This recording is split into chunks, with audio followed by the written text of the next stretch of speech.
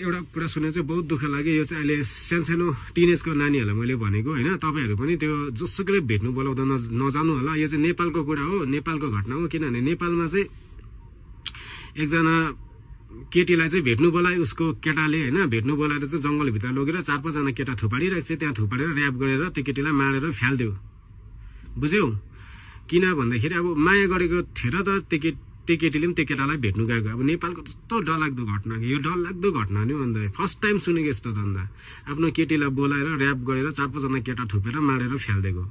अब मान्छेमा इन्सानियत भन्ने हराइसक्यो अब मान्छे जनावर हुनु थाल्यो मान्छेले मान्छेकै मासु खानु थाल्यो मान्छेले मान्छे बेच्नु थाल्यो नानीहरूको मुटु कलेजा सब चिज खानु थाल्यो गाइस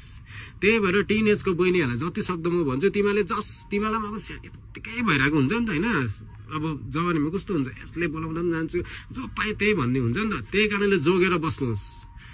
तपाईँहरूको पनि पछि नि त्यही हालत हुनसक्छ बुझ्नुभयो जो पाए त्यसले बोलाउँदा जाने काम छैन अन्त यो भिडियो पुराभन्दा पुरा तपाईँहरूले सेयर गर्नुपर्छ तपाईँहरूको छोराहरू छ भने तपाईँहरूको नानीसँग पनि यो भिडियो पुगेको होस् ओके गाइस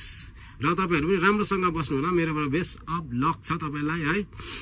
अन्तखेरि म पनि खुसी नै छु मेरो ठिक अलिअलि अहिले ठिक अलिकति हिँड्नु चाहिँ हुने भयो पाइल्स है सबैजनालाई बाई बाई